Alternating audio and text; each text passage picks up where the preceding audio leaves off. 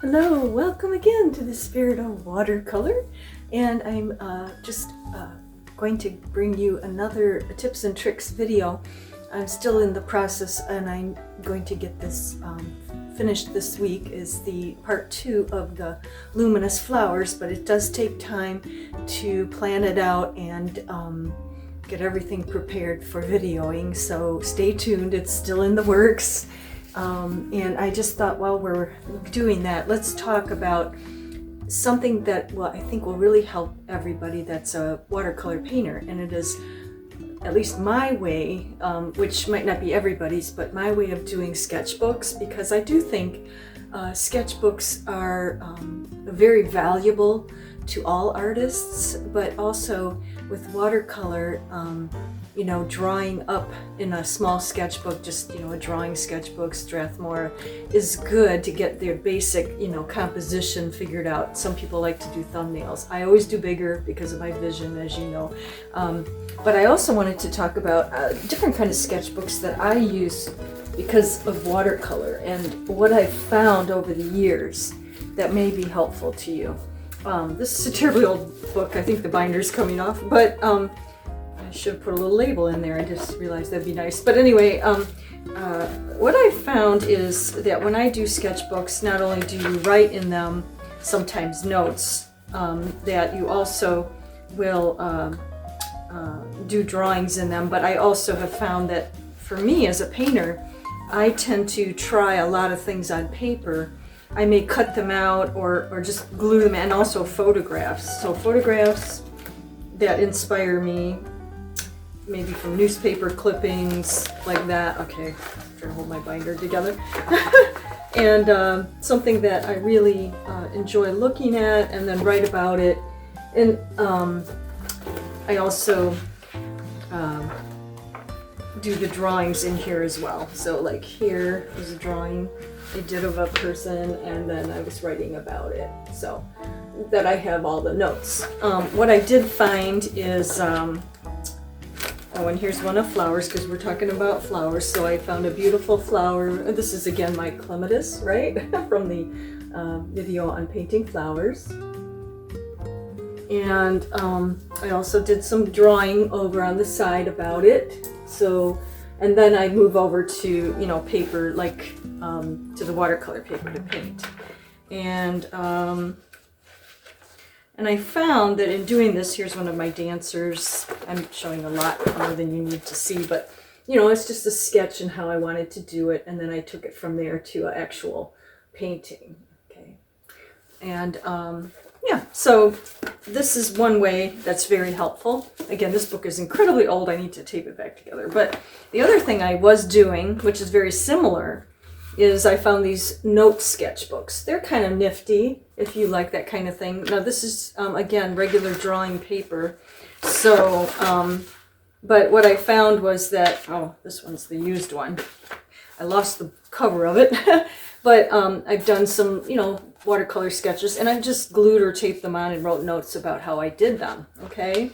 So that, I just wanted to point this out because, you know, some of these papers in the sketch pads, you can't, I guess I also, I was like taping in some tracing paper that maybe I remember I did a crucifix painting. I've forgotten about that.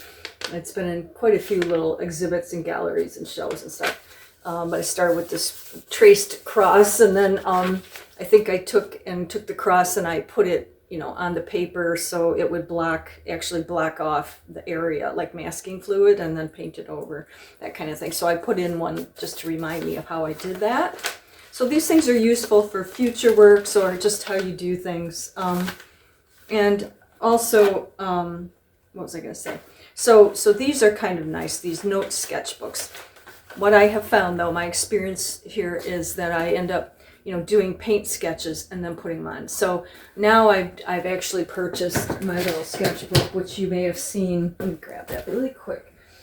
In my painting demo about interference paints and doing landscape. And I just, first time used this. It's watercolor paper in there, okay. And I think it's Strathmore watercolor paper, yes. And that's pretty good paper, so I can get a pretty good idea what I'm going to do. And I was seeing what those luminous paints did before I applied them into the actual painting. Also, I want to mention that instead of the Strathmore sketch pad, you could use, like, they have these just pads, okay? Nice and small. This is the Strathmore watercolor paper pad. You can get the small pads, and they have quite a few sheets in them. Looks like 12 sheets, and so you can do some good sized sketches on those. I would recommend that over this. This is okay paper for certain things, but this is a student grade artist loft. I personally have not found this paper to respond similarly enough to my Arches, Fabriano, the good papers. I can get enough of the color and the saturation from the Strathmore, but this here I'm gonna, just probably limit to very crafty things in the future, probably. So I just wanted to tell you again my experience. So I think where I'm evolving in my sketches is to actually investing in some watercolor sketchbooks. They're kind of expensive, so that's why I say if you buy some paper and you cut it up, because my experience always is good paper, having really good paper to even sketch on so that it will mimic what I want it to do on the actual painting. So that's why you see I cut out the sketches and put them into the sketchbooks.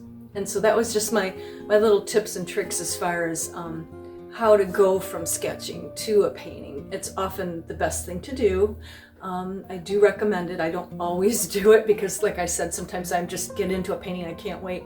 That might become my sketch, or it might become the painting, and that's the other thing I do. So I just wanted to share that with you today because sketching is a wonderful way to get yourself prepared for a painting.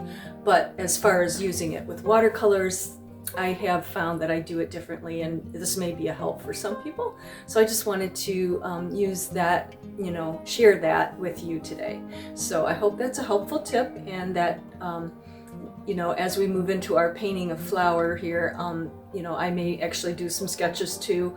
I may or may not show them on the video, and then I will be ready to go forward with our painting, which we're ready to do. So stay tuned, go back to that part 2 flowers, and we'll do some luminous, beautiful things, putting in the iridescent topaz and whatnot in there. Okay, thanks. Please like and subscribe, and welcome back to the spiritual way that we do watercolors together. I'm so happy you came back, and we'll see you in the next video. Bye.